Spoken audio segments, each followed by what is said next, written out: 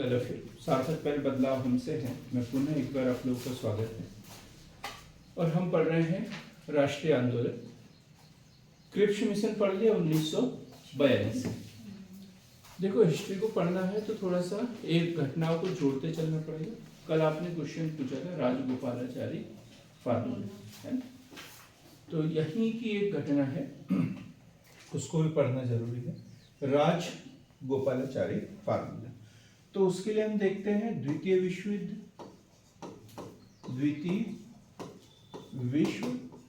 युद्ध कब प्रारंभ हुआ? 1 सितंबर। क्या बोल रहे हैं आप? सर बराबर कनेक्ट नहीं हुआ। 1 सितंबर 1939।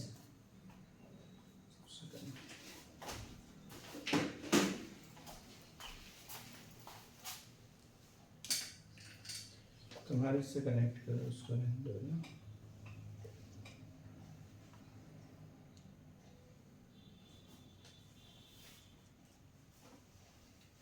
एक सितंबर 1939 और इसके बाद में अगस्त घोषणा। ये किसने की थी अगस्त घोषणा? 8 अगस्त 1940 लॉर्ड लिनलिथ गुह। क्या चाहते थे ये लिनलिथ गुह? कि द्वितीय विश्व युद्ध में ब्रिटेन को भारतीयों का सहयोग मिले, क्योंकि सेना बहुत बड़ी थी, सेना में सबसे ज्यादा थे। पड़ोसी जो है वो जापान जो है हमारा पड़ोसी है और वो इसमें शामिल हो रहा है, तो इसलिए इसका सहयोग लेना बहुत जरूरी है।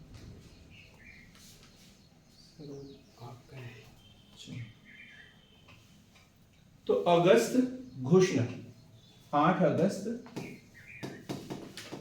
1940। इसके बाद में क्या हो गया? भारत छोड़ो आंदोलन।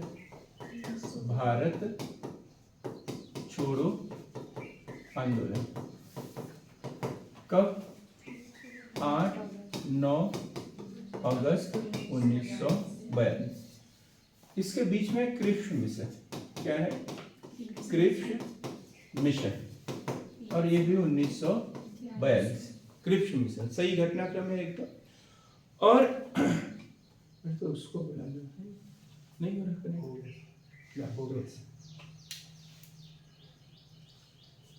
8-9 अगस्त 1942। अब यहां देखेंगे यूरोप में युद्ध समाप्त हो गया। यूरोप में युद्ध समाप्त हो गया कब? जब जर्मनी की पराजय हो गई। स्टालिनग्राड या लेनिनग्राड की लड़ाई रूस और जर्मनी के बीच में। पूरी कहानी समझ आए थे कि जर्मनी की सेना कैसे रूस के अंदर प्रवेश करती गई और वो उसी के ट्रैप मतलब जाल में फंसते चले गए। तो यूरोप में युद्ध समाप्त हो गया, भारत में चल रहा है। सॉरी, भारत नहीं, मतलब एशियाई देशों के साथ में, जापान के साथ में चल रहा है, लेकिन यूरोप में युद्ध समाप्त हो गया। और जीतने के बाद में भी ब्रिटेन के ऊपर अंतरराष्ट्रीय दबाव कि इनको स्वतंत्र करना है। अब यहां पर देखें भारत छोड़ो आंदोलन में क्या भूमिका रही कांग्रेस और मुस्लिम लीग की? कि कांग्रेस जो है वो भारत छोड़ो आंदोलन चला रही है और मुस्लिम लीग उसका विरोध कर रही है। और अंग्रेज यही चाहते थे कि ये अपनी मांग को लेकर एकमत न हो, कभी भी अलग अलग रहे। तो ऐसी स्थिति में गांधी जी ने राजगोपालाचारी को बोला, एक निवेदन किया कि आप जो है एक मध्यस्थ बन के कांग्रेस और मुस्लिम लीग के बीच में एक समझौता करें। कांग्रेस और मुस्लिम लीग के बीच में एक समझौता कराए, और ये घटना है 1945 और यही कहलाता है राजगोपालाचारी फार्मूला। राजगोपालाचारी फार्मूला। और ये किसके बीच में? कांग्रेस व मुस्लिम लीग के बीच में। कांग्रेस व मुस्लिम लीग के बीच में किसके कहने पर हुआ ये? महात्मा गांधी के कहने पर। क्यों हुआ था? वो चाहते थे कि राष्ट्रीय आंदोलन के मामले में विभिन्न पार्टियां अलग अलग मत वाली नहीं होना चाहिए, सबकी राय। अब मुस्लिम लीग का एक ही काम था, एक ही उद्देश्य था, बांटो और छोड़ो। और गांधी जी ने बोला बांटो और छोड़ो वाला प्रश्न बात का है, सबसे पहले क्या है? स्वतंत्रता।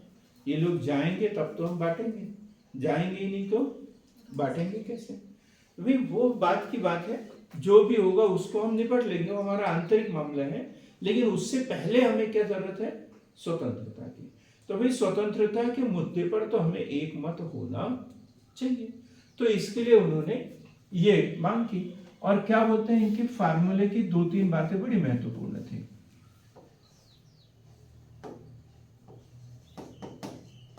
अंतरिम सरकार बनाते हैं, अंतरिम सरकार बनाए।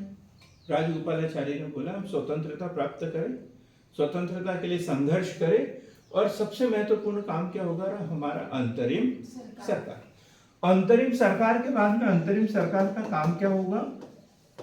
संविधान सभा का गठन, संविधान सभा का गठन। यहां तक तो मुस्लिम लीग को थोड़ा बहुत समझ में आ रहा था कि ये यहां तक बात ठीक है। और जैसे तीसरी शर्त उन्होंने रखी तो बिना कुछ बोले उठ के चले गए। तीसरी शर्त क्या होगी? तीसरी शर्त क्या हो सकती है? समर्थन करें, हाँ, मुस्लिम जो है कांग्रेस का समर्थन करें। वो तो पहले ही था, पर ये उद्देश्य समर्थन करने के लिए तो ये फार्मूला ही लाया था।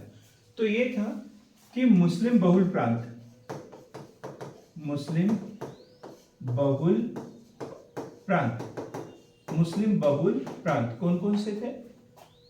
सिंध, बलूचिस्तान, पंजाब, उत्तर पश्चिम सीमा प्रांत, उत्तर पश्चिम सीमा प्रांत और बंगाल। ये जो मुस्लिम बहुल प्रांत है, यहाँ पर जनमत संग्रह के बाद में, वोटिंग के बाद में ये तय किया जाएगा कि ये अलग प्रांत बने या नहीं, मतलब भारत से अलग होना चाहते हैं या नहीं। तो उन्होंने, मुस्लिम लीग ने सोचा कि ये तो संभव ही नहीं है, जन समर्थन करते तो कोई अलग होना चाहेगा क्या? नहीं, आम पब्लिक तो कभी ऐसे मुद्दे पर तैयार होगी नहीं। तो इसलिए उन्होंने बोला कि इसमें हम फंस जाएंगे इस बात में, तो इसलिए पहले इस फार्मूले को ही अस्वीकार कर दो। क्लियर हो गया? Rajagopalachari formula, Rajagopalachari formula.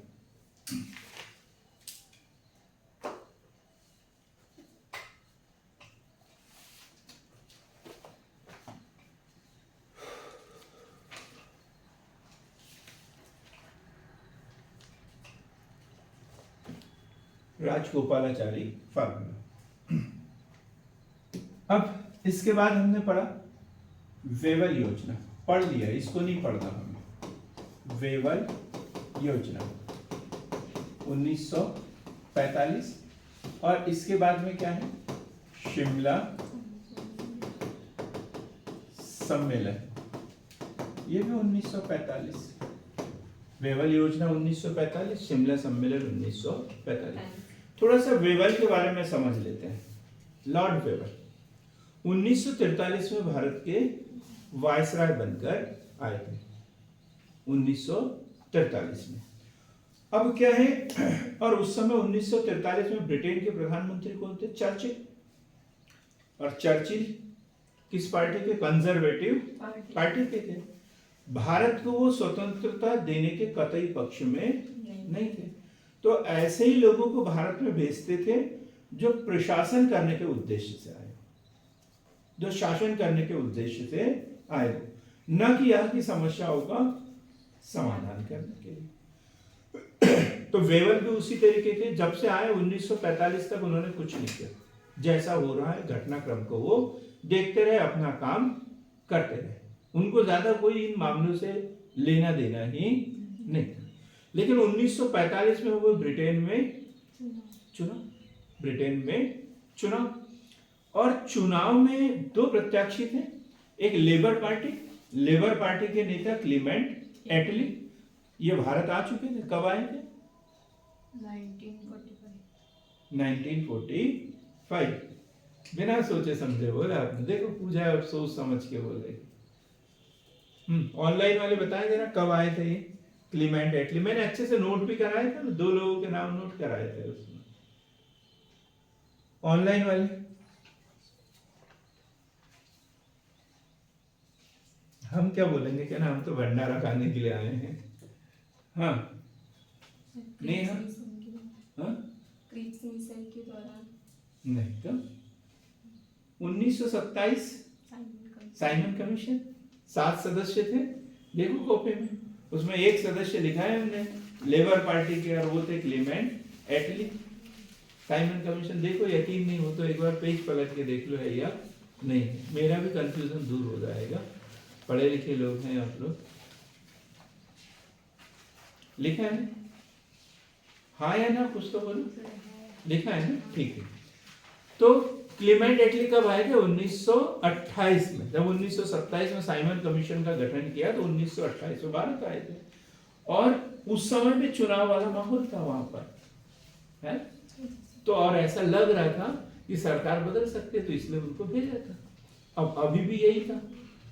तो वेबर को ऐसा लगा कि यदि हमने भारत के पक्ष में कोई ठोस कदम नहीं उठाया तो मेरा कार्यकाल खत्म हो जाएगा। जैसे ही सरकार बदलती है आईएएस अफसरों के ट्रांसफर हो जाते हैं। तो उनको ऐसा लगा कि अब चुनाव है, और पड़ला किसका भारी है? लेबर का। कंजर्वेटिव पार्टी के चर्चिल वो मुख्य नेता, और उनके चुनाव हारने की पूरी संभावना है। फिर भी द्वितीय विश्व युद्ध में वो विजयी हुए हैं, लेकिन फिर भी उनकी जीतने की संभावना नहीं है, क्योंकि आम पब्लिक को इन सब चीजों से लेना देना नहीं होता। तो उन्होंने सोचा कुछ तो किया जाए, तो उन्होंने अपनी वेबल योजना प्रस्तुत की। वेबल योजना पढ़ा अपन ने वेबल योजना को, और उस पर विचार विमर्श करने के लिए शिमला में क्या हुआ था, एक सम्मेलन हुआ। कांग्रेस, मुस्लिम लीग, 23-24 जो विभिन्न दलों के प्रतिनिधि हैं वो लोग इसमें शामिल हुए थे। सभी दलों के प्रतिनिधियों को इसमें शामिल किया था। बोले कि विचार करो कि ये इस पर सहमति देना है या नहीं देना है। कोई सहमति नहीं।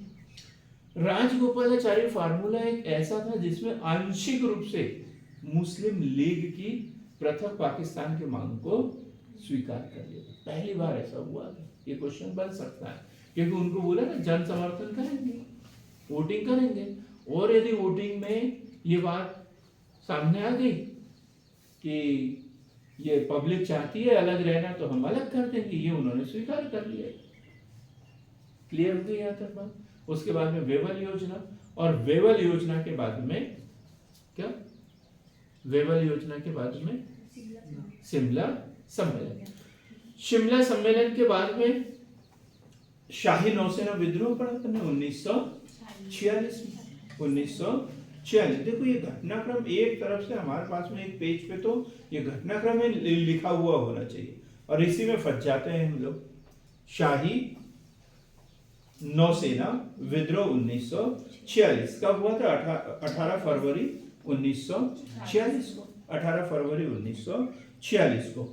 और इसके बाद में कैबिनेट मिशन योजना, कैबिनेट मिशन योजना 1946, ये भी पढ़ लिया क्या हमने कल परसों में? कैबिनेट मिशन पढ़ लिया फिर से। कैबिनेट मिशन कितने सदस्य इसमें? 29 मार्च 1946 को ये भारत में आया था। 29 मार्च 1946, 29 मार्च 1946। 3 सदस्य थे, स्टेफर्ड क्रिप्स, एवी अलेक्जेंडर और पैट्रिक लॉरेंस। पैट्रिक लॉरेंस ये कैबिनेट मिशन के रूप में भारत में आए। 1946 की घटना, और इसी के आधार पर भारत में संविधान सभा का गठन किया गया। यही क्वेश्चन बनता है, अक्सर यही क्वेश्चन बनता है कि किस योजना के आधार पर भारत में संविधान सभा का गठन किया गया। भारत के संविधान का आधार कौन सी योजना है? तो वो है कैबिनेट मिशन। कैबिनेट मिशन, और कैबिनेट मिशन के बाद में अपन ने क्या पढ़ा? सीधी कार्यवाही दिवस। हाँ बोलो। अरे ये हमने कल परसों पढ़ा दिया है पूरा, बार बार थोड़ी पढ़ेगी। आप नोट करके देखो, वीडियो देखो पिछला वाला, स्टेफर्ड क्रिप्स, एवी अलेक्जेंडर और पैट्रिक लॉरेंस, 3 सदस्य थे इसमें। ये परसों के दिन ही पढ़ाया होगा हमने, 1-2 दिन पहले ही पढ़ाया था। अब सीधी कार्यवाही दिवस, ये क्या है? 16 अगस्त 1946। 16 अगस्त 1946, 16 अगस्त 1946 में ये सीधी कार्यवाही दिवस हुआ था, क्योंकि चुनाव हुए और चुनाव में मुस्लिम लीग की करारी हार गई। और जो कार्यकारिणी परिषद के गठन की बात की थी, 14 सदस्य, और 14 सदस्य में से 6 जो है मुस्लिमों के लिए थे और 8 सामान्य थे। और सामान्य का मतलब यह है कि उसमें विभिन्न समुदाय के सदस्यों को रखा जाता था। सिख समुदाय से एक, दलित से एक, तो ईसाई एक, पारसी एक, ऐसे सदस्य रखते थे। तो ये सामान्य सदस्य इसे बोला जाता था। मुस्लिम सदस्य कितने? 6। तो अब मुस्लिम सदस्य पराजित हो गए, मुस्लिम लीग की हार हो गई। तो इन्होंने सोचा कौन सरकार बनाए, क्या करे, हम सीधा बांटो और छोड़ो का नारा देते हैं और ये चुनाव में विश्वास नहीं करते। और चुनाव में हार होती थी, इसीलिए तो वो समझ जाते थे कि जन समर्थन से तो कभी अलग हो ही नहीं सकते थे। तो सीधी कार्यवाही दिवस 16 अगस्त 1946, किसके द्वारा? मुस्लिम लीग के द्वारा। और कहां पर बहुत अधिक उपद्रव हुए थे इसमें? कलकत्ता के पास में नोआखली। और प्रतिक्रिया स्वरूप कहां पर हुआ था? बिहार उत्तर प्रदेश में हुआ था। ये घटना भी हमने पढ़ ली, सीधी कार्यवाही दिवस। अब हम बात करते हैं अंतरिम सरकार। अंतरिम सरकार, यहां महत्वपूर्ण क्वेश्चन है। अंतरिम सरकार का गठन कब हुआ? ये 2 सितंबर 1946। 2 सितंबर 1946 को अंतरिम सरकार का गठन पंडित जवाहरलाल नेहरू के नेतृत्व में। पंडित जवाहरलाल नेहरू के नेतृत्व में क्या बोला था इन्होंने? जब ये कार्यकारिणी परिषद बनेगी तो कौन भारतीय नहीं होगा? कौन भारतीय नहीं होगा? उसमें बोला ना सभी सदस्य भारतीय होंगे, एक को छोड़कर। किसको छोड़कर? सैन्य प्रमुख का लिखा है उसमें, देखो हमने लिखा है सैन्य प्रमुख, वायसराय और सैन्य प्रमुख। इनको छोड़कर बाकी सब कौन होंगे? भारतीय सदस्य होंगे। ये पढ़ा ना अपन ने। वायसराय और सैन्य प्रमुख को छोड़कर बाकी सभी सदस्य कौन होंगे? भारतीय होंगे। और तो वही अब अंतरिम सरकार का गठन 2 सितंबर 1946, 14 सदस्य भारतीयों को इसमें नियुक्त करना है। अब 14 सदस्य में से 6 मुस्लिम रहेंगे, तो मुस्लिम लीग चाहती है कि 6 के 6 सदस्य जो मुस्लिम सदस्य हो मुस्लिम लीग से होना चाहिए। लेकिन मुस्लिम लीग की ये बात जो है वायसराय ने खारिज कर दी थी, बोले कि नहीं, मुस्लिम सदस्य होना चाहिए, वो कहीं से भी हो सकते हैं। तो पंडित जवाहरलाल नेहरू ने अपनी एक लिस्ट दे दी, तो उसमें 3 सदस्य जो है, 3-4 सदस्य जो है वो काय में से दे दिए? कांग्रेस से दे दिया मुस्लिम सदस्यों के नाम। तो ऐसे 11 सदस्यों की एक सूची उनको दे दी वायसराय को। और वायसराय ने मुस्लिम लीग को बोला कि अब आप 3 सदस्यों के साथ में इसमें शामिल हो जाए। और मुस्लिम लीग ने क्या कर दिया? मना कर दिया। और वो किस चक्कर में पड़े थे कि सीधी कार्यवाही दिवस करते हैं और सीधी कार्यवाही दिवस के बाद में दंगे फैलाते हैं और सरकार जो है उनको झुकना पड़ेगा। सरकार को झुकना पड़ेगा और हमारी मांगे मान लेंगे। लेकिन ये राजनीति है, ये क्या है, राजनीति है, हमें शासन करना है, तो हम किसी की बात नहीं मानेंगे। और क्या हुआ, 2 सितंबर 1946 को अंतरिम सरकार का गठन, अंतरिम सरकार का गठन। अब वायसराय के पास में कोई उपाय नहीं है। 24 अगस्त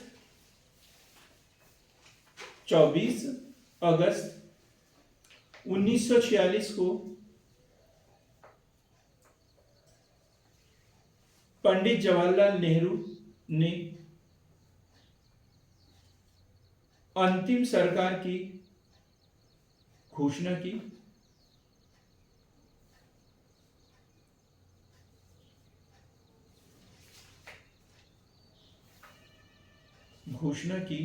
जिसमें वायसराय की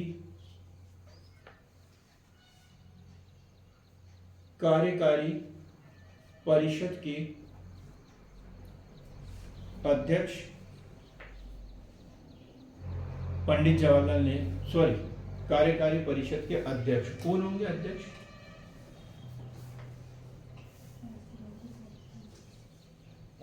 कौन होंगे, नहीं, अध्यक्ष होंगे वायसराय। अध्यक्ष कौन होंगे, वायसराय। वायसराय कौन है उस समय, 1946 में कौन है, नहीं जी, माउंटबेटन तो 47 में आएंगे। वेवर कौन है, वेवर, माउंट वेवर। वायसराय कौन है, वेवर। और उपाध्यक्ष कौन है, पंडित जवाहरलाल नेहरू। उपाध्यक्ष कौन है, पंडित जवाहरलाल नेहरू।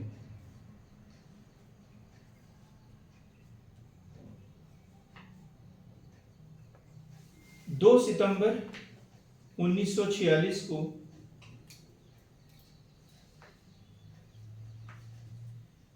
सितंबर 1946 को 11 अन्य सदस्यों के साथ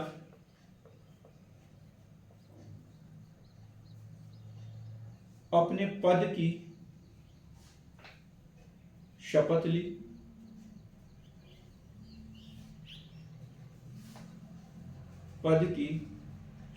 ली। एवं मुस्लिम सदस्यों के लिए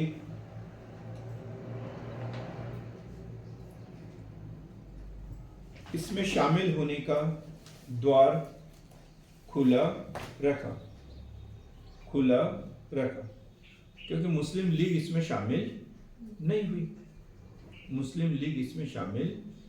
हुई।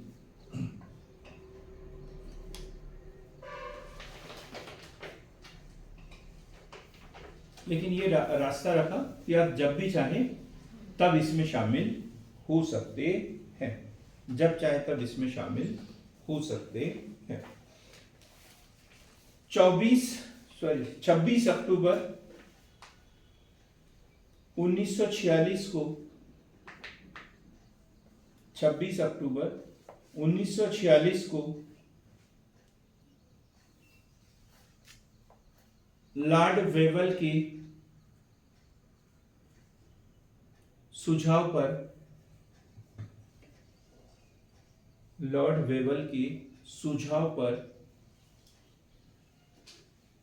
3 के स्थान पर 5 मुस्लिम प्रतिनिधियों के साथ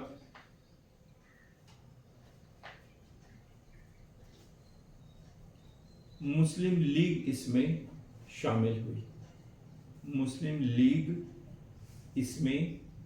शामिल हुई। अब रिक्त स्थान कितने बचे थे उनके लिए, 3 और शामिल कितने हो गए, 5। शामिल कितने हो गए, 5 मुस्लिम प्रतिनिधि शामिल किए उन्होंने और एक हिंदू प्रतिनिधि भी शामिल कर दिया था। 5 मुस्लिम प्रतिनिधियों के साथ शामिल हुई और एक हिंदू भी शामिल कर दिया, उसको भी पढ़ेंगे अपन डिटेल में। तो कितने शामिल हो गए, नए 6 इसमें शामिल हो गए। अब इसमें 3 की जगह खाली थी और 6 शामिल हो गए, तो 3 लोगों को क्या करना पड़ेगा? त्याग पत्र देना पड़ेगा। 3 लोगों को त्याग पत्र देना पड़ेगा। ठीक, लिखा आपने, क्या लिखा? 5 मुस्लिम प्रतिनिधियों के साथ शामिल हो गई। मुस्लिम लीग को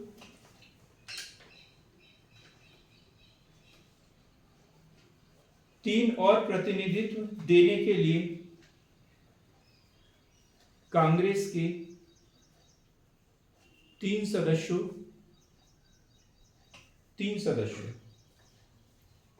कांग्रेस के 3 सदस्यों 1 2 3, ये 3 नाम भी बड़े महत्वपूर्ण हैं क्योंकि इन्होंने अपना त्याग पत्र दिया था। 3 मुस्लिम सदस्यों शरद चंद्र बोस, शरद चंद्र बोस, दूसरा सफात अहमद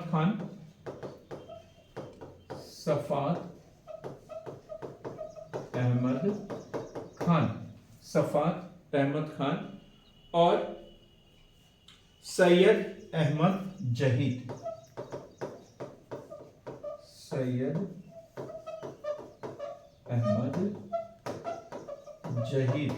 को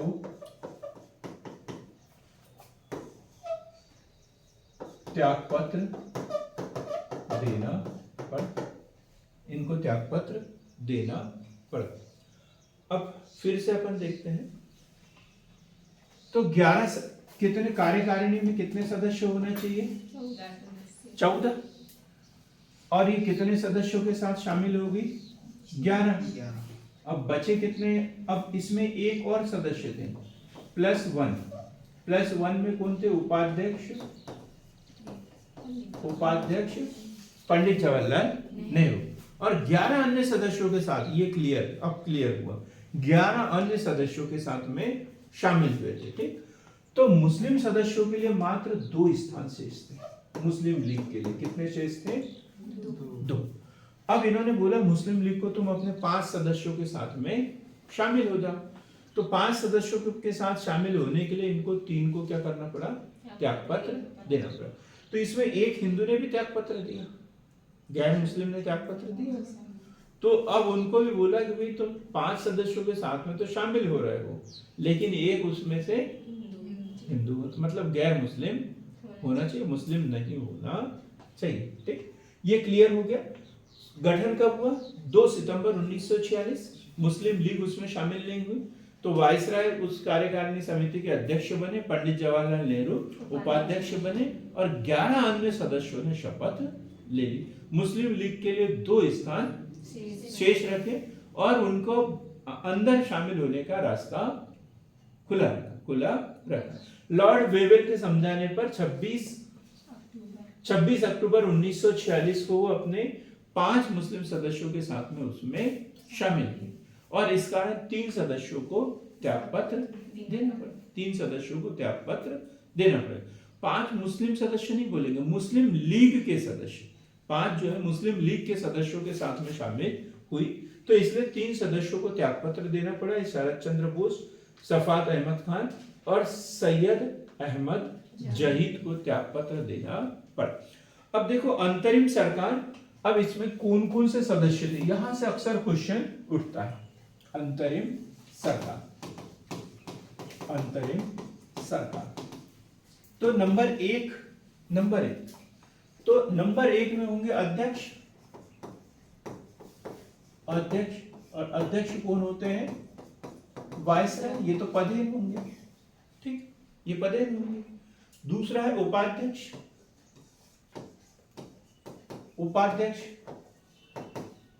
इनका निर्वाचन होगा और अभी कौन है?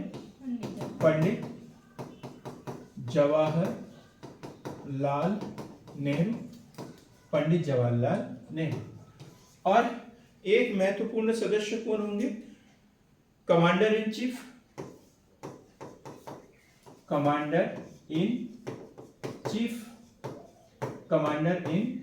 मतलब सैन्य प्रमुख, और ये भारतीय नहीं होंगे, ये ब्रिटिश होंगे, ब्रिटिशर होंगे। तो इनको बनाए सर क्लाउड, सर क्लाउड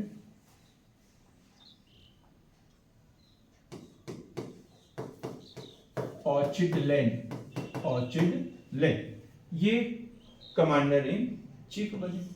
अब यहाँ कितने सदस्यों के नाम होना चाहिए अपने पास?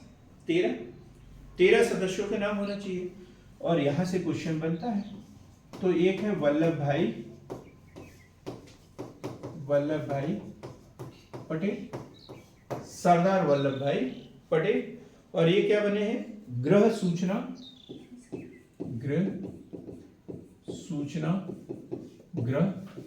व प्रसारण मंत्री। यहां से क्वेश्चन बनता है, गृह सूचना और प्रसारण मंत्री सरदार वल्लभ भाई पटेल। बार बार ये क्वेश्चन उठता है। अभी जो है कि यदि उस समय सही सब कुछ हुआ होता तो पहले प्रधानमंत्री कौन बनते? वल्लभ भाई पटेल बनते हैं। क्या बनाया गया यहाँ पर उनको? गृह मंत्री। ये विवाद हमें नहीं करना, हम बाद में करेंगे इसे, जब आजाद भारत के बारे में पढ़ेंगे तब पढ़ेंगे कि क्या परिस्थितियां थी। अभी तो ये याद रखें वल्लभ भाई पटेल कौन थे? गृह सूचना व प्रसारण मंत्री। अंतरिम सरकार में इनका कौन सा पद था या ये मंत्री कौन थे? ऐसे प्री में मेंस में क्वेश्चन बनते हैं। फिर डॉक्टर राजेंद्र प्रसाद,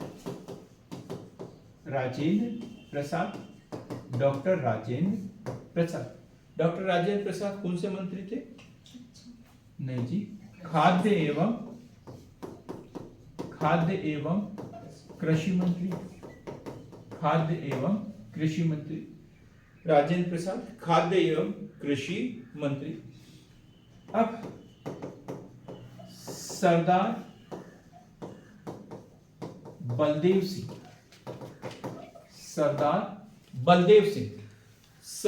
बलदेव सिंह ये सिख संप्रदाय के थे,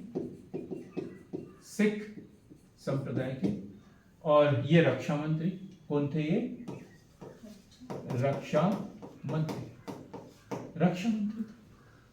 रक्षा मंत्री ये क्वेश्चन। अब देखो ये सामान्य बोला था मैंने, है ना? जो 8 जो रहेंगे वो सामान्य रहेंगे, और सामान्य में अलग अलग इसमें सिख, पारसी, ईसाई सब रहेंगे, ठीक है। और 6 सदस्य मुस्लिम। तो सरदार बलदेव सिंह सिख रक्षा मंत्री, ये क्वेश्चन। अब यहाँ सरदार वल्लभ भाई पटेल भी है, लेकिन ये सरदार और ये सरदार में अंतर है। क्या अंतर है? जो वल्लभ भाई पटेल है उन्हें बारडोली सत्याग्रह में वहां की महिलाओं ने सरकार की उपाधि दी थी। क्या बात है, बहुत ही अच्छा दिमाग दिया है आपको ईश्वर ने, बहुत ही बढ़िया। अब हम बात करेंगे राजगोपालाचारी,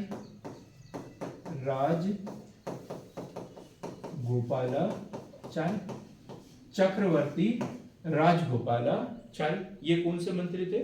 शिक्षा मंत्री। ये कौन से मंत्री हैं? शिक्षा मंत्री। चक्रवर्ती राजगोपालाचारी ये शिक्षा मंत्री थे। चक्रवर्ती राजगोपालाचारी शिक्षा मंत्री थे। इसके बाद में लियाकत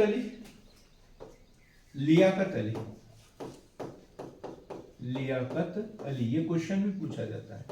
लियाकत अली ये वित्त मंत्री थे, और ये किस पार्टी के थे? लियाकत अली मुस्लिम लीग के थे। उसके बाद है अरुणा आसफ अली, ये क्वेश्चन भी पूछा जाता है। अरुणा आसफ अली ये तो मुस्लिम थी, अरुणा आसफ अली, लेकिन इनको रेल मंत्री बनाया गया, रेल मंत्री, और ये कांग्रेसी है, मुस्लिम लीग के अरुणा आसफ अली। तो यही तो विवाद का कारण था, वह मुस्लिम सदस्य मुस्लिम लीग से होना चाहिए, किसी अन्य पार्टी से नहीं। लेकिन कांग्रेस ने सोचा कि मुस्लिम सदस्यों को भी हम कांग्रेस से ही खड़ा कर देते हैं। तो अरुणा आसफ अली रेल मंत्री और ये कांग्रेस की सदस्य थी। इसके बाद है आई चुंदरीगढ़, आई चुंदरीगर, ये क्वेश्चन भी बनता है। और ये थे आई चुंदरीगर वाणिज्य मंत्री। वाणिज्य मंत्री किस पद पर थे ये? वाणिज्य मंत्री।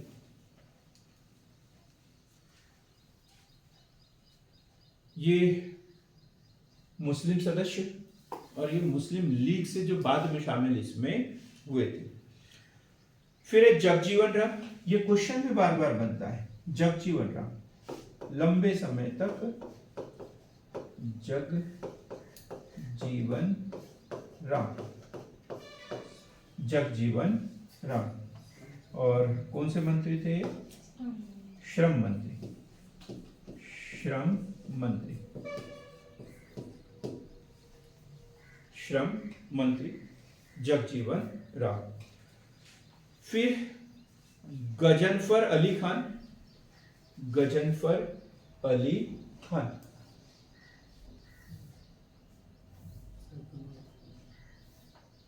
गजनफर अली खान।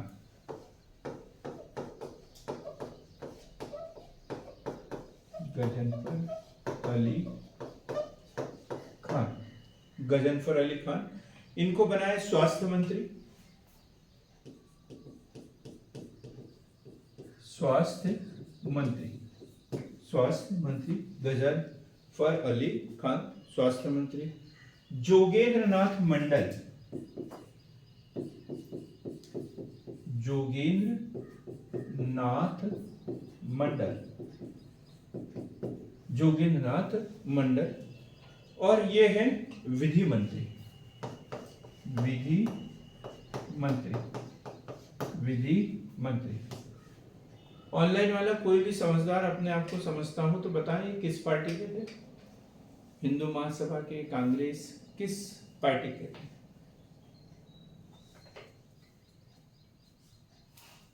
ऑनलाइन वाले बोले।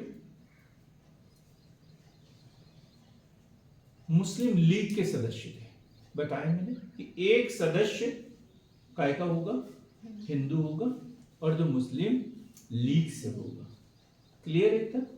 तो कौन थे वो? जोगेंद्र नाथ मंडल, जोगेंद्र नाथ मंडल, ये मुस्लिम लीग के सदस्य थे। अब ये ऐसा क्वेश्चन बन जाता है प्री में तो क्वेश्चन गड़बड़ कर देते हैं। हम सिर्फ मुस्लिम नाम पर ही ध्यान देते हैं, मुस्लिम लीग के सदस्यों पर, लेकिन ये ठीक है। इसके बाद है C.H. Bhabha, C.H. Bhabha, C.H. Bhabha, ये खनिज एवं खान मंत्री थे। C.H. भाभा, C.H. भाभा खनिज एवं खान मंत्री थे। किस संप्रदाय का प्रतिनिधित्व करते थे? प्रिया बताएगी। हिंदू महासभा। जी, हमने पार्टी की बात ही नहीं की इसमें। किस संप्रदाय का प्रतिनिधित्व करते थे? हाँ बोलिए ऑनलाइन वाला। गुड, बहुत शानदार। पारसी संप्रदाय, पारसी। नाम क्या है आपका जिन्होंने बोला? दीप मलिक, बहुत अच्छा। अब हर दिन ऐसे ही बोला करो, बड़ी अच्छी आवाज है आपकी। तो C.H. बाबा खनिज एवं खान मंत्री, किस संप्रदाय का प्रतिनिधित्व कर रही है? पारसी। अब्दुल रब नश्तर, अब्दुल रब नश्तर, यह संचार मंत्री। अब्दुल रब नश्तर, यह संचार मंत्री। गिनो जरा कितने लोग हुए? कितने हो गए? 12 एक छूटा। पंडित जवाहरलाल नेहरू को मिला देते तो कितने होते हैं? 13। पंडित जवाहरलाल नेहरू को मिला देंगे तो कितने होंगे? 13 होंगे। 14 सदस्य चाहिए हमें, तो कौन छूटा है जरा? अब बताए जरा ऑनलाइन वाले, कौन छूटा है?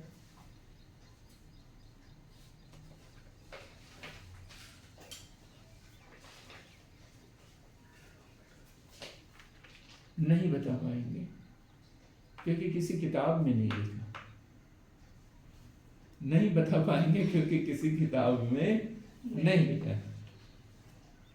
और ये थे जॉन मथाई। कौन थे? जॉन मथाई। जॉन मथाई। और ये थे ईसाई धर्म के प्रतिनिधि, ईसाई के प्रतिनिधि, जॉन मथाई। जॉन मथाई। तो अंतरिम सरकार और कार्य परिषद के उपाध्यक्ष कौन? जवाहरलाल नेहरू। और उपाध्यक्ष का पद जो है वो समकक्ष था उपराष्ट्रपति के। और वायसराय का पद किसके समकक्ष था? राष्ट्रपति के। तो राष्ट्रपति कौन इसमें? वायसराय। और उपराष्ट्रपति पंडित जवाहरलाल नेहरू। पंडित जवाहरलाल नेहरू। क्लियर हो गया एकदम? यह है अंतरिम सरकार। प्रधानमंत्री, प्रधानमंत्री वाला कॉन्सेप्ट नहीं था इसमें, ठीक? प्रधानमंत्री वाला कॉन्सेप्ट इसमें नहीं था। अलग अलग विभाग दिए थे, अलग अलग नाम। तो कार्यकारी परिषद के उपाध्यक्ष थे इसमें, और ये इनके मंत्री हुआ करते थे, ठीक? अब प्रधानमंत्री का जो आएगा कब? जब भारत स्वतंत्र हो जाएगा, उसके बाद में फिर अंतरिम सरकार गठित होगी, तब बनेगी। अब हम बात कर रहे हैं, ये सब कुछ हो गया और वहां ब्रिटेन में सत्ता परिवर्तन भी हो गया। लॉर्ड एटली प्रधानमंत्री बन गए और उनको समझ में आया तो उन्होंने क्या की? एटली की घोषणा। लॉर्ड एटली की घोषणा। लॉर्ड एटली की घोषणा। लॉर्ड एटली की घोषणा। अब 20 फरवरी 1947, 20 फरवरी 1947, 20 फरवरी 1947 लॉर्ड एटली की घोषणा। और इससे पहले एक घोषणा हुई थी, वेवल की घोषणा। वेवल ने भी घोषणा की थी कि हम 1947 से पहले ब्रेकडाउन प्लान जिसे कहते हैं, breakdown plan, breakdown plan, दोनों को समझेंगे। लॉर्ड एटली की घोषणा ये हुए 20 फरवरी 1947 और यह है breakdown plan. Breakdown plan, और ये इसी समय किया था लॉर्ड वेवल के द्वारा। लॉर्ड वेवल अंतिम समय में, अब उसको समझ में आ गया था कि लॉर्ड एटली जो है वो मुझे पसंद तो करता नहीं है, तो मुझे तो यहां से निकाल ही देंगे, तो इससे पहले मैं कोई अच्छी घोषणा कर दूं ताकि मेरे ऊपर विश्वास उनका बना रहे। और उन्होंने ब्रेकडाउन प्लान की घोषणा की और उन्होंने बोला था कि हम 31 मार्च 1947 तक भारत को छोड़ देंगे। ये किसका प्लान है? ब्रेकडाउन प्लान, लॉर्ड वेवल का, अंतिम दिनों में, कि 31 मार्च 1947 तक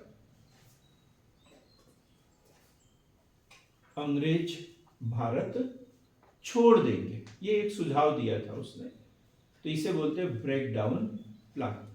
अब लॉर्ड एटली की घोषणा देखते हैं। लॉर्ड एटली की घोषणा 1945 में चुनाव हुए, कहां पर? ब्रिटेन में। और वहां पहली बार ऐसा हुआ, भारत का जो मुद्दा है वो चुनावी मुद्दा बन गया। वहां पर चुनावी मुद्दा बन गया। हर पार्टी अपना घोषणा पत्र भरती है, घोषणा पत्र भरती है, जैसे हमारे यहाँ मुख्यमंत्री लाडली बहना योजना, ऐसे वहां पर भी घोषणा पत्र भरते थे पार्टी के, हम अगर इन चुनाव जीतने पर क्या करें। तो उसमें लेबर पार्टी जो थी, जो चुनाव लड़े थे, उन्होंने बोला था भारत की समस्या का अंतिम समाधान करेंगे। ये उन्होंने अपने घोषणा पत्र में रखा था। मजबूरी में दूसरी पार्टी को भी रखना पड़ा कि हम भी इसका जो विधिवत समाधान करने की कोशिश करेंगे। लेकिन दूसरी पार्टी का ये था, चुनाव जीत गया, फिर जैसा चल रहा था वैसा चलते रहेंगे। लेकिन ये पहली बार सरकार बनी थी, ये सरकार बनी थी, तो इनका काम था अपने चुनावी वादों को पूरा करना, और नहीं करेंगे तो फिर सत्ता परिवर्तन हो सकता था। तो इन्होंने जैसे ही इनके ये सरकार में आए और इन्होंने भारत के विषय में प्लानिंग करना शुरू कर दिया। लॉर्ड वेबर को कुछ मौका दिया, लेकिन वो तो प्रशासक थे, शासन करने के लिए यहाँ आए थे, उनके दिमाग में कुछ अलग ही बीज बोए हुए थे, तो उसी तरीके से चल रहे थे। तो उनका कोई विशेष जो रुझान जो है भारत की आजादी के बारे में था नहीं। लेकिन जैसे उनको लगा कि नहीं यार, अब मुझे यहाँ से वापस बुला सकते हैं, अब किसी देश का राष्ट्रपति बनाना बड़ा पद है, जो ब्रिटेन से 10 गुना बड़ा हो, इतने बड़े देश का डायरेक्ट राष्ट्रपति नियुक्त करना बहुत बड़ा पद, शानो शौकत मान सम्मान का पद, प्रतिष्ठा का पद। तो ऐसे पद को कोई छोड़ना भी नहीं चाहता। तो इन्होंने एक ब्रेकडाउन प्लान की घोषणा कर दी कि भाई एटली महोदय तो जब करेंगे तब करेंगे, हमारे प्रधानमंत्री जी जब करेंगे तब करेंगे, लेकिन मैं इससे पहले ही भारत को आजाद करने के बारे में कार्य कर रहा हूँ, ऐसा वो बताने की कोशिश कर रहे थे। लेकिन लॉर्ड एटली ने बहुत विचार विमर्श किया, बोले ये तो कब से है वहां पर, अभी तक तो कुछ किया नहीं है। तो उन्होंने सोचा कि मुझे एक ऐसे व्यक्ति को भेजना है जो एकदम सुलझा हुआ हो, सूझबूझ वाला हो, जो अपने आप को एक आम इंसान समझता हो, न कि अपने आप को एक अधिकारी समझता हो। तो उन्होंने लॉर्ड माउंटबेटन को भारत का वाइसराय नियुक्त किया। पहले उससे पहले लॉर्ड एटली की घोषणा भी देख लेते हैं कि इसमें उन्होंने क्या करने के बारे में सोचा है। लॉर्ड एटली की घोषणा, और ये कब हुई है? 20 फरवरी 1947। 20 फरवरी 1947। तो उन्होंने बोला, नंबर 1 शर्त उनकी, जून 1948 से पहले, जून 1948 से पहले भारतीयों को सत्ता हस्तांतरित करेंगे, सत्ता हस्तांतरित करेंगे, ये घोषणा में था। जून 1948 से पहले सत्ता हस्तांतरित करेंगे। दूसरा, लॉर्ड वेवल के स्थान पर लॉर्ड माउंटबेटन को भारत का वाइसराय नियुक्त किया, इसी घोषणा में बोल दिया। और तीसरी और महत्वपूर्ण शर्त, तीसरी और महत्वपूर्ण शर्त,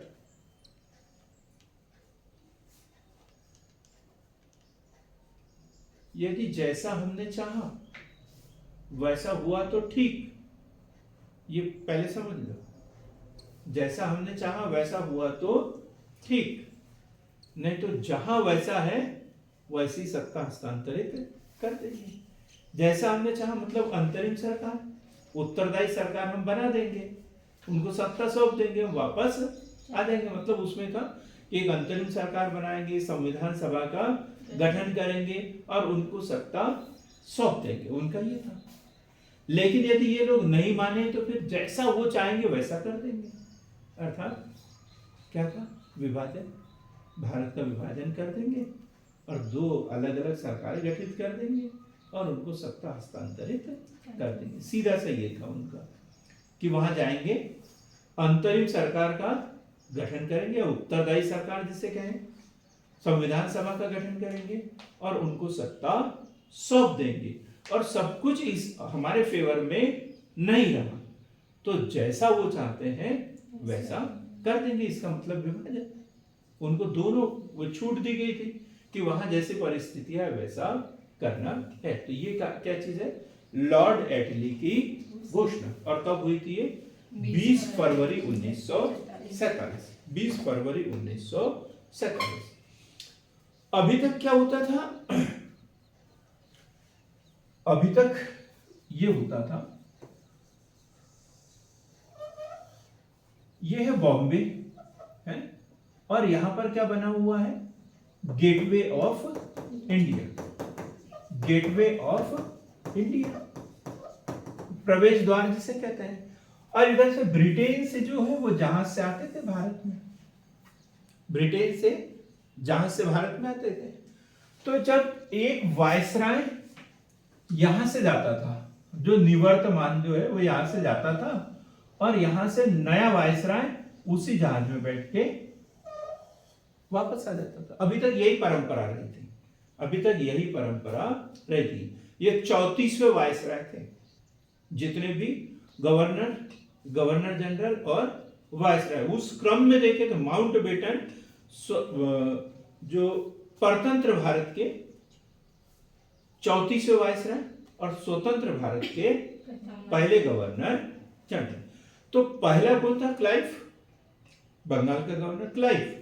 तो वहां से कुछ गवर्नर जनरल रहे, पहले गवर्नर, फिर गवर्नर जनरल, फिर वायसराय बने। तो ऐसे कितने लोगों को नियुक्त किया है? 34।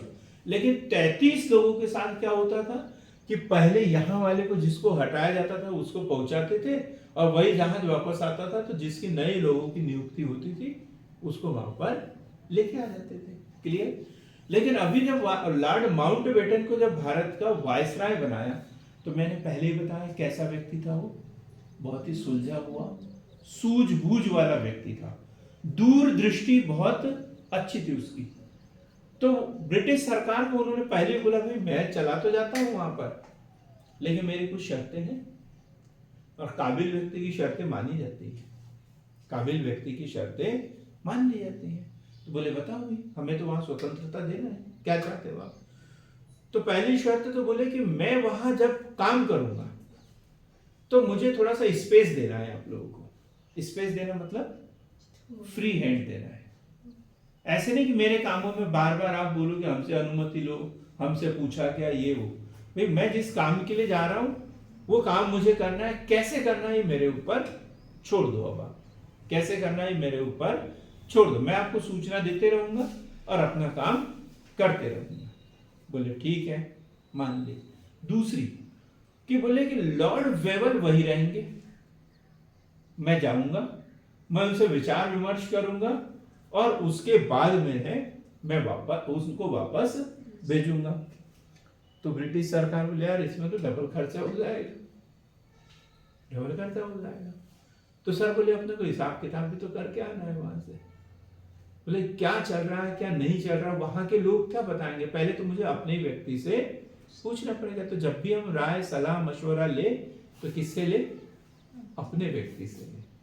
पराये व्यक्ति से जब हम राय लेना शुरू कर देते हैं ना, तब हमारा पतन शुरू हो जाता है। हमारा पतन तभी शुरू हो जाता है जब हम अपनों को छोड़कर दूसरे व्यक्तियों से राय लेना शुरू कर देते हैं।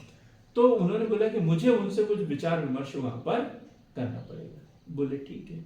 तो पहला ऐसा मौका था जब भारत में एक साथ में दो वायसराय, एक वर्तमान वायसराय और निवर्तमान वायसराय एक साथ में थे, और उन्होंने वहां गेटवे ऑफ इंडिया पर स्वागत किया। पहली बार ऐसा हुआ।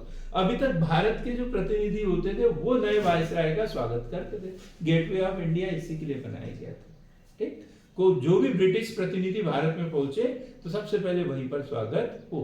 तो लॉर्ड माउंटबेटन ऐसे वायसराय थे जिसका एक निवर्तमान वायसराय ने ही वहां पर स्वागत किया। किसने स्वागत किया? वेवेल ने स्वागत किया।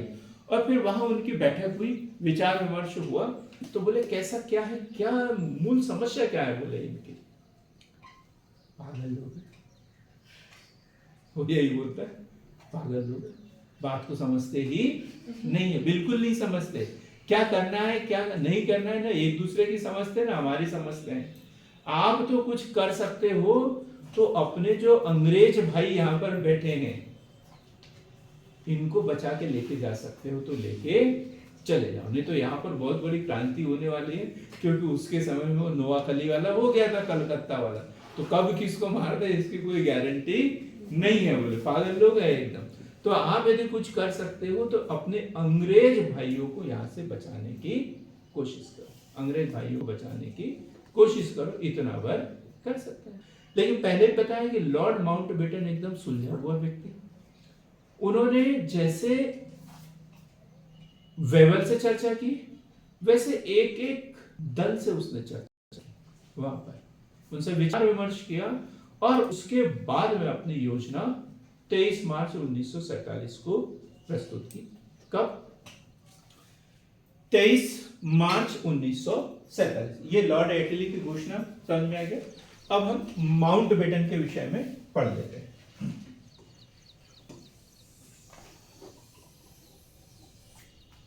लॉर्ड माउंटबेटन किस नंबर के वायसराय? 34वें लॉर्ड माउंटबेटन। Lord Mountbatten. तो सबसे पहले देखते हैं नियुक्ति इनकी। नियुक्ति 23 मार्च 1947। 23 मार्च 1947 लॉर्ड माउंटबेटन पदभार ग्रहण किया।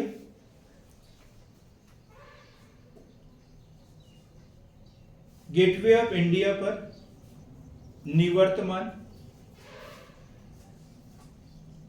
निवर्तमान वायसराय वेवल द्वारा इनका स्वागत किया। स्वागत किया।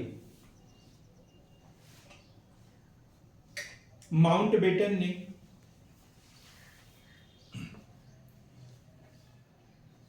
कांग्रेस के प्रमुख नेताओं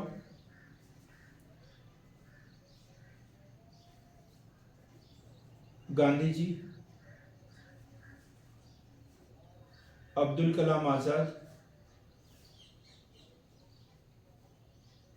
वल्लभ भाई पटेल, जवाहरलाल नेहरू,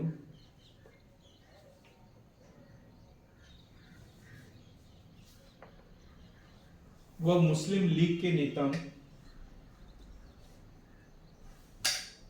लियाकत अली, मोहम्मद अली जिन्ना से मुलाकात की।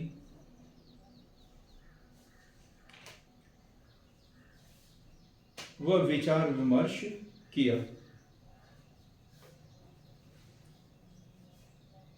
विचार विमर्श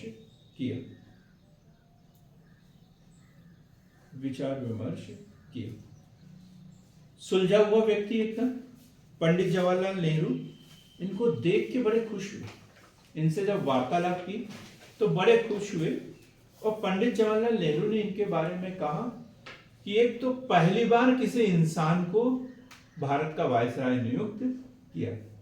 अभी तक जो होते थे वो मशीनी मानव होते थे, रोबोट होते थे, और वहां से जो निर्देश मिलता था उसी के अनुसार काम करते थे। अपने विवेक का बिल्कुल भी इस्तेमाल नहीं करते थे। तो बोला कि पहली बार ब्रिटिश सरकार ने किसी इंसान को भारत का वायसराय नियुक्त किया है। पहला व्यक्ति ऐसा है जो बिना कफ कॉलर वाला व्यक्ति भारत में नियुक्त हुआ। कफ कॉलर वाला व्यक्ति भारत में नियुक्त हुआ जो भारतीयों की बात को समझ सकता है। और पंडित जवाहरलाल नेहरू और सरदार वल्लभ भाई पटेल तैयार हो गए। काय के लिए? विभाजन के लिए तैयार हो गए। उन्होंने जो उनसे वार्तालाप की तो इन दोनों को तैयार कर लिया। अब बचे कौन? महात्मा गांधी और अब्दुल कलाम, मौलाना अब्दुल कलाम। तो महात्मा गांधी क्या बोलते हैं? यदि कांग्रेस बंटवारा स्वीकार करती है तो उसे मेरी लाश से गुजरना होगा।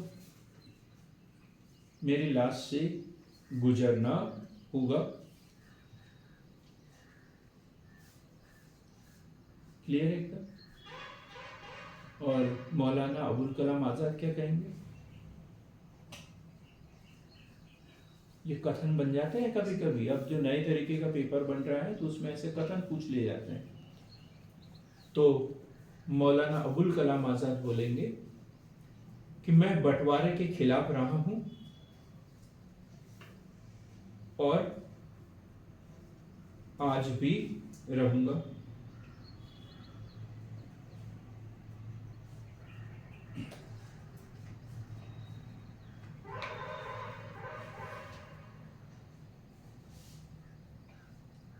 आज भी रहूंगा। अब सरदार वल्लभ भाई पटेल क्या बोलते हैं, कोई बता सकता है क्या कथन था इनके ऑनलाइन वाले?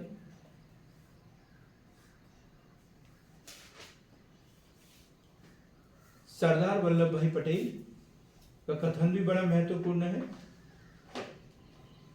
जिन्ना विभाजन चाहते हैं या नहीं, जिन्ना विभाजन चाहते हैं या नहीं,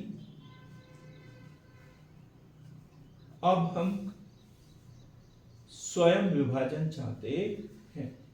अब हम स्वयं विभाजन चाहते हैं। तब किसी को बार बार मना रहे हो, मानता ही नहीं हो, मानता ही नहीं हो, तो आदमी परेशान हो जाता है। बोलते हैं अब वो रहना चाहे या नहीं रहना चाहे, लेकिन अब हम उनके साथ में नहीं रहेंगे, सीधी सी बात। ये किसका कथन? सरदार वल्लभ भाई पटेल। क्या बोला इन्होंने? जिन्ना विभाजन चाहते हैं या नहीं, लेकिन अब हम स्वयं विभाजन चाहते हैं।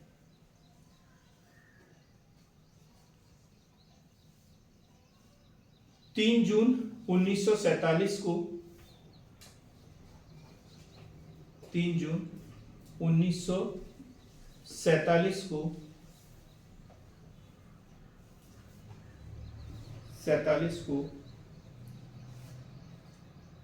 प्रधानमंत्री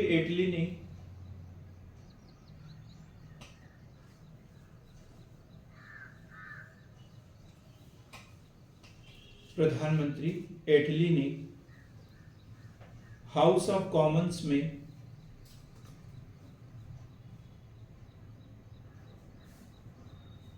विभाजन की योजना प्रस्तुत की। विभाजन की योजना प्रस्तुत की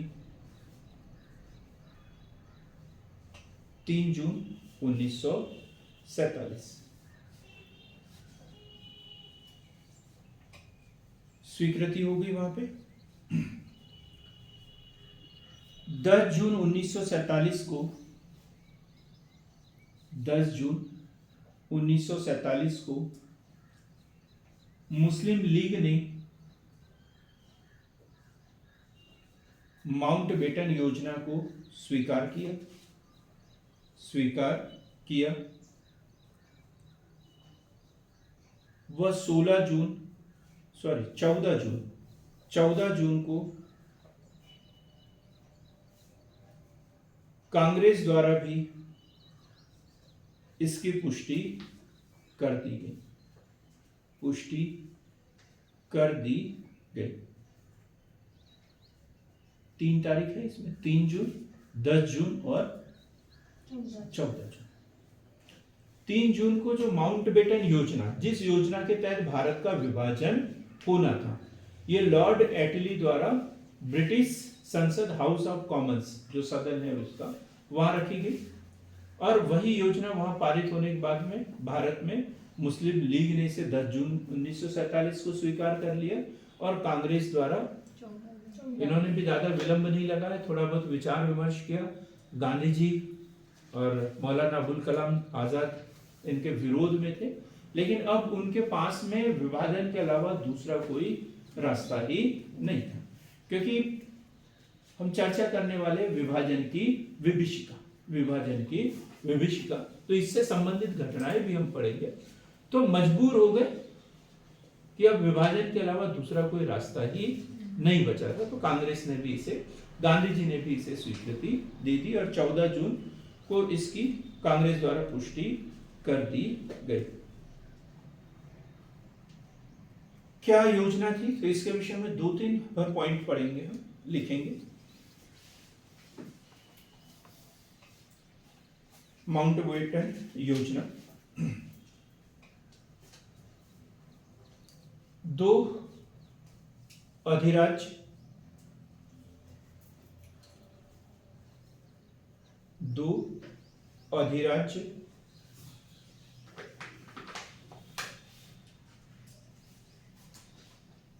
उसमें वैसे इसमें स्वीकार नहीं किया था। 2 अधिराज्य की बात जो है भारतीय स्वतंत्रता अधिनियम में किया था, लेकिन इसमें मौन स्वीकृति देती थी।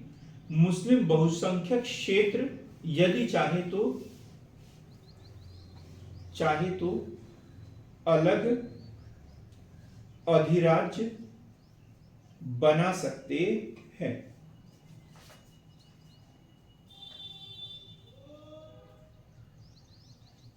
मुस्लिम बहुसंख्यक क्षेत्र यदि चाहे तो अलग अधिराज्य बना सकते हैं, पर इसके लिए एक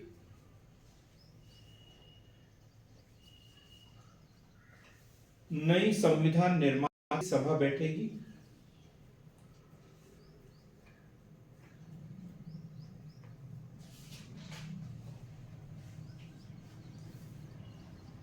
बंगाल और पंजाब का दूसरा पॉइंट है, बंगाल और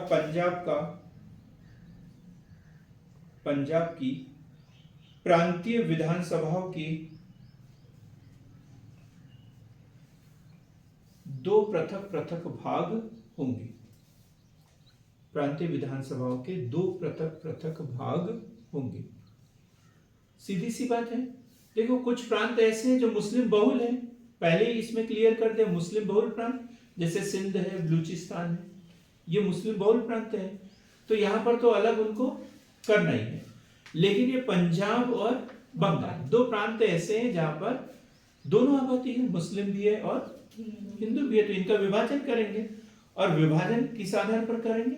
हिंदू बहुल और मुस्लिम बहुल, दो भागों में दो विधान इसका विभाजन होगा। तीसरा, उत्तर पश्चिम सीमा प्रांत, ये क्वेश्चन भी बनता है, इंपॉर्टेंट क्वेश्चन, हम यहां तक समझ ही नहीं पाते। उत्तर पश्चिम सीमा प्रांत में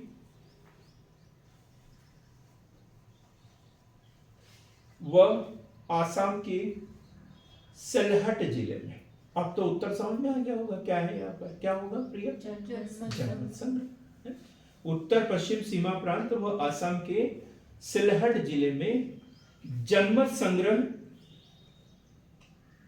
के आधार पर तय किया जाएगा। अब ये उनके ऊपर छोड़ दिया कि आप तय करो कि आपको हिंदुस्तान में रहना है, पाकिस्तान में रहना है, स्वतंत्र रहना है, जैसे भी हो।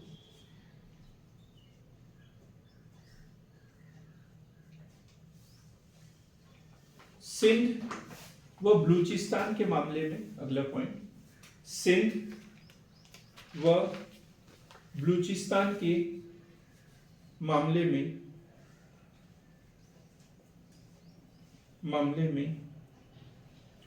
संबंधित प्रांतीय विधानमंडल सीधे निर्णय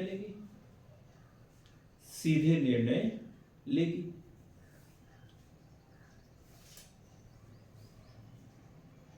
अब देखो इसमें दोनों तीनों को अलग अलग समझे। देखो उत्तर पश्चिम सीमा प्रांत, इसका तो तय हो गया कि जनमत संग्रह होगा।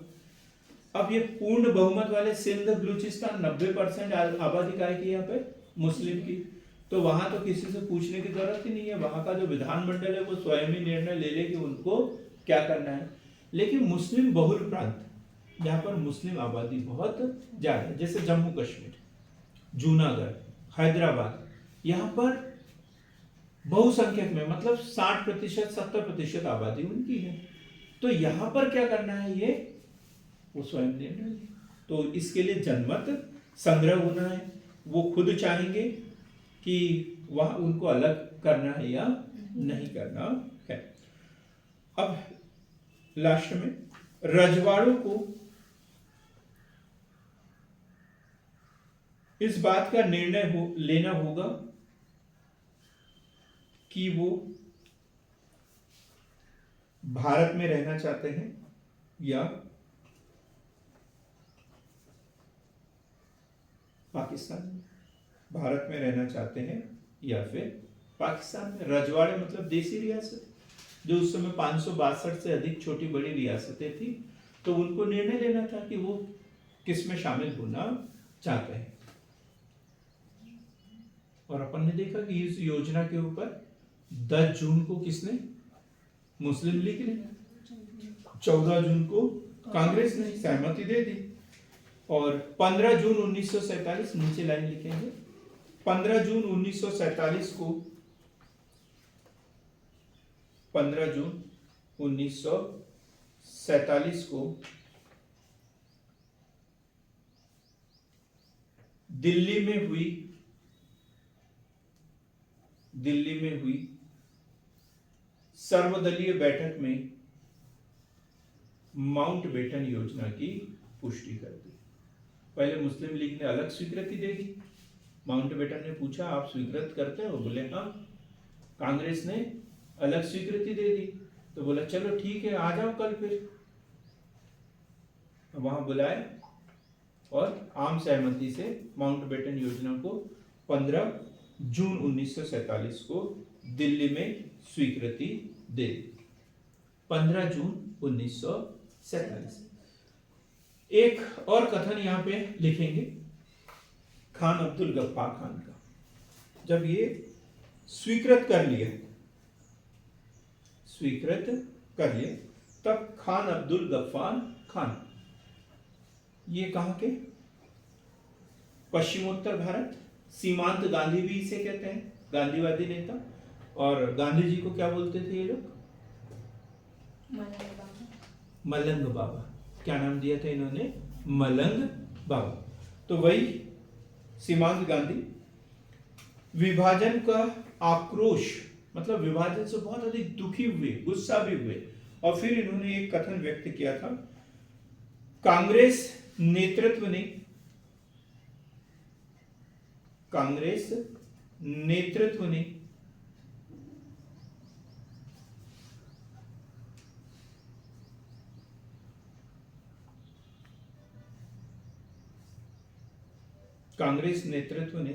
उनके आंदोलन को भेड़ियों के आगे फेंक दिया।